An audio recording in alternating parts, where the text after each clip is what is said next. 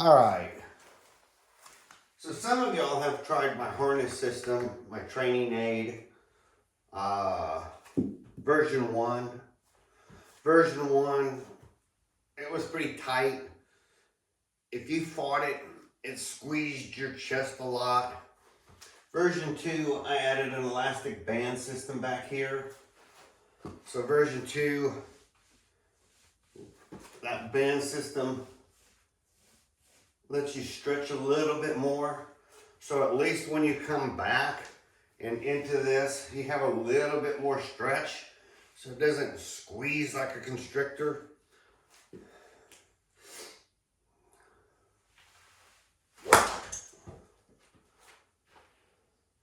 So I'm just gonna hit a couple balls.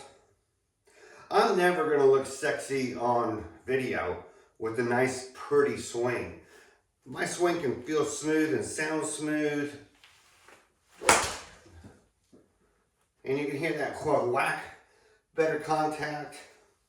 But as far as the overall appearance of this body moving in space, I look kind of chunky monkey. I know that. I look at myself on video going, God, I'm 62. So I'm only gonna look so good. My so good days are thinning out, just like my hair. My really, when I look good days, those are long ago. And I can live with that. I understand it. So again, you see, I'm squaring my hips. I'm trying to feel, okay, am I coming straight around? Now I know I get deep. Most people kind of get up here and raise their hands and then drop them down.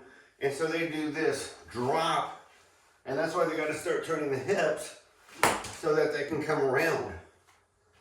So my swing starts to look different just because I'm trying to stay on the swing path.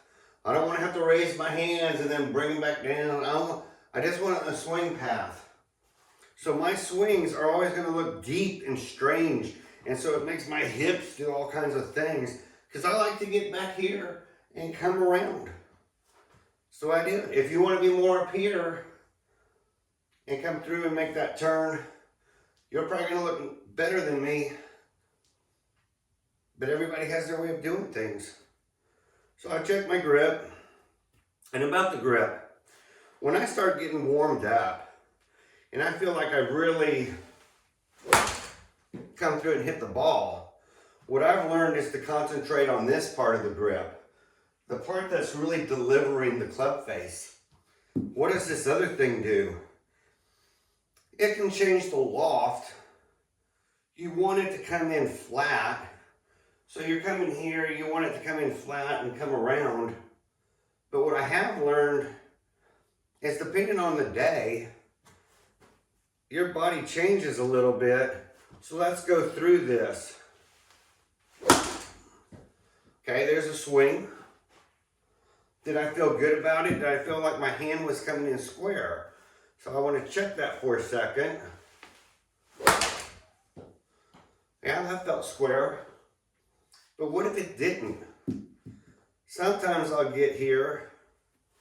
See how I keep holding the club the same place and I move my fingers to allow me to relace them so I don't lose the right hand, but I can re-grip the left hand. But if I felt I had to, I can now move my left hand and still keep that position where I really feel comfortable with the delivery of the club with my right hand. And so some days I'm noticing, or if I wanted to loft and de-loft the club a little bit, you'd have to span what? You'd have to change the grip in both hands. So if you want to loft or de-loft, you usually start with the left hand, figure out how much loft or de-lofting you want to do, hold it, and then get this right hand back on it. So here I've kind of gone to a really weak, that's what we would call a weak grip.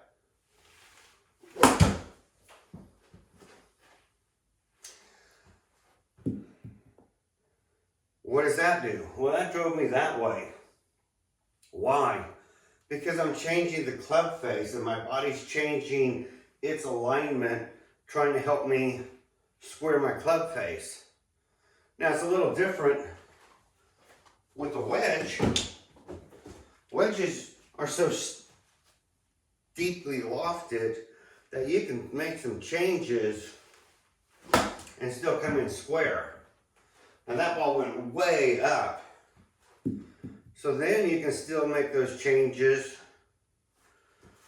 and now start trying to de-loft that club, and that ball goes way down. But look at how far forward I had to get. For the most part, well, let me get my trusty 9 back. For the most part, when we're dealing with regular irons, what we're really trying to do is move the low point to de-loft the club. But as far as this is concerned, this harness thing, it actually does a very good job of making sure you feel like you're connected to your golf swing. And then it's repetition, it's practice. Why am I a little thin sometimes? How do I make sure that I'm coming in at a better angle and making solid contact? And then when you do that, and you're barely brushing the ground and know you hit through the ball, it's just pain-free. Life is really good. And so you're letting the club head, like I said, do a lot more swinging. That swinging through there. I like the training aid. You could go and play golf with it. You have enough freedom of movement. You could drive, you could do whatever you need, you could pick up a ball. This gives you a lot of control. On the other hand, as far as your swing is concerned, it's a nice feeling. And then you start getting really good consistency. So I just wanted to put a quick video up just to let you know. Some people might be wondering, how's it going with the training aid? See, that's a little fat. Anytime I hit fat, all I tell myself is, Randall, start your downswing more back here and don't start drifting before you start your downswing here. Start your downswing back here as you make your turn, not here as you make your turn. That's all I do. Just so I don't have to overcomplicate it. That's why I'm a deep player. That's why I like to get back here. Gives me a bigger swing. See, I took such a big swing, I was a little thin. So then it's, I'm sorry, it's like putting or anything else, it's Goldilocks. Too soft, too hard, just right. And so a lot of those pros sit here with their coach every day, and all they're working on is trying to get everything just right. That's all they're doing. And the least amount of manipulation or movement to kind of get it so that you can hit everything just right.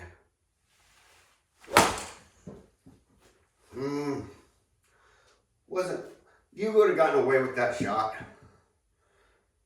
And you're going to have to count on those. You're on the golf course, you're going to have to count on some that, I can get away with that one. That'd be okay. Don't be hard on yourself. That is what I want. My tempo is a little slower. A little bit more pause in the back. Wasn't crazy pause. You know, it wasn't like I came up and really paused. But you could do that. But once you get everything one day, I'm sorry, doesn't necessarily mean you're going to have it the next day. But we're going to try. And that's all you can hope for. Finding out where you want to be so that you can try to be as consistent as possible. When I wear the harness, it really stops a lot of that hitting. It may not stop thin, but it stops a lot of other stuff. And so when you start feeling like, okay, this harness has me in so that I have to keep my hands where they belong, it sure does that part of the job.